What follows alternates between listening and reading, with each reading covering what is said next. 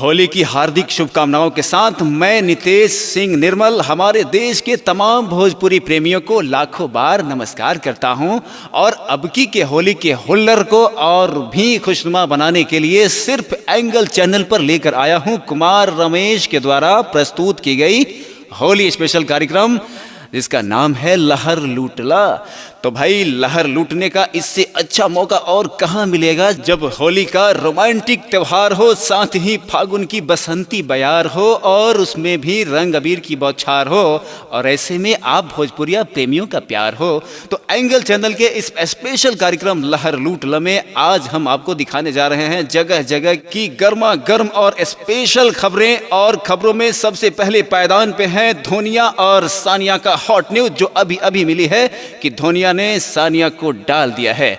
अरे वाह, ये तो बड़ा ही दिलचस्प खबर है और मुझे उम्मीद है कि पूरे भारत में लोग इस स्पेशल कार्यक्रम का आनंद ले रहे होंगे।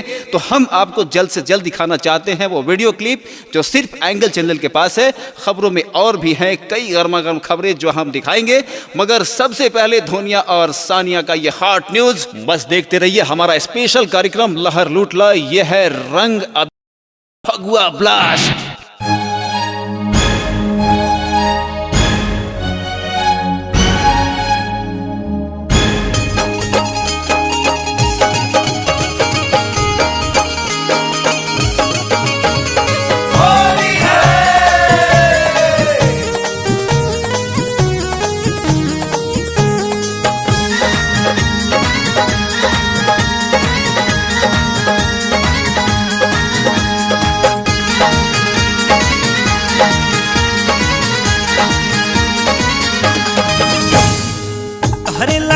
गैनी गैनी बाबा धाम हो, सोचनी की बन जाई होलिया में काम हो। कहरेला काशी गैनी गैनी बाबा धाम हो, सोचनी की बन जाई होलिये में काम हो। कब काहे धोनिया है लीला कैले बा होली है। सानिया के हाफ पैंट ढीला कइले बा, सानिया के हाफ पैंट ढीला कइले बा।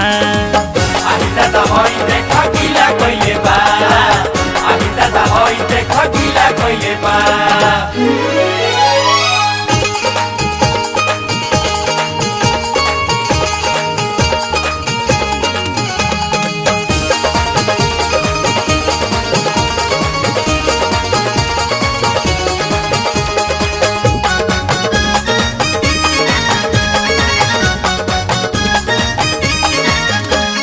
कितना हम कोइनी है एकरा से प्यार हो, एकरा से प्यार हो, एकरा से प्यार हो। अरे तब काहे बनल बा धोनिया यार हो, धोनिया यार हो, धोनिया यार हो। अरे कितना हम कोइनी है एकरा से प्यार हो, तब काहे बनल बा धोनिया यार हो।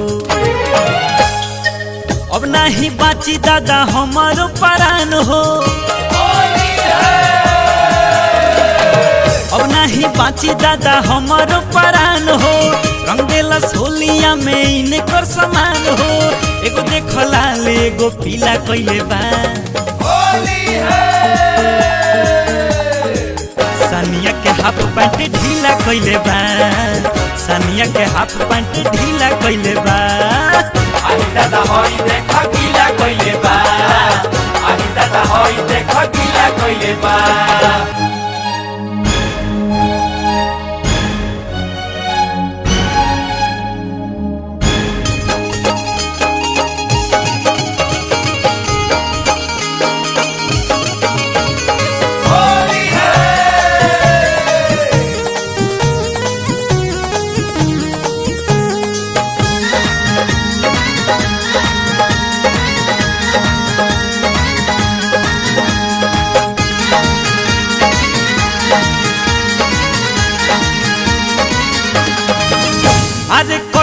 के मुहवा देखाएब जवार में देखैबे जवार में देखैबे जवार में अरे डूबो बदल में कटा जाए इनार में ना दादा ई मत करिहे तू प्यार में अरे कैसे के मुहवा देखाएब जवार में डूबो बदल में कटा जाए इनार में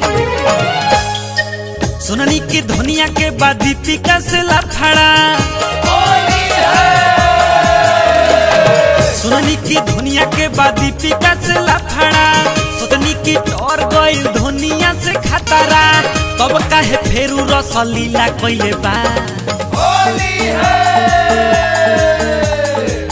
सनिया के हाफ पैंट ढीला कइले बा सनिया के हाफ पैंट ढीला कइले बा आई दादा होई देख गीला कइले बा आई दादा होई देख गीला कइले बा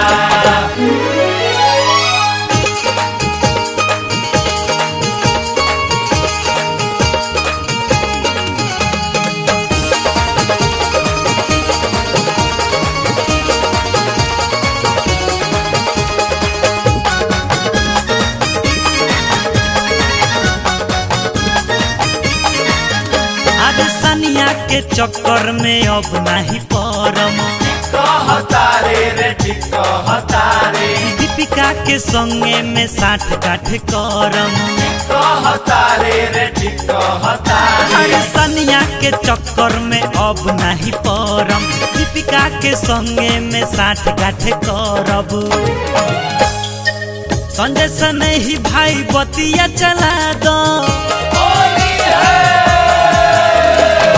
संजय सने ही भाई बतिया चला दो अजित नंदावा के मोर चढ़ावा दो हाला नितेश सारा जिला कइले बा सनिया के हाफ पैंट ढीला कइले बा सनिया के हाफ पैंट ढीला कइले बा आई दादा होई देख गीला कइले बा आई दादा होई देख गीला कइले बा आई दादा हो देख गीला कइले बा आई दादा हो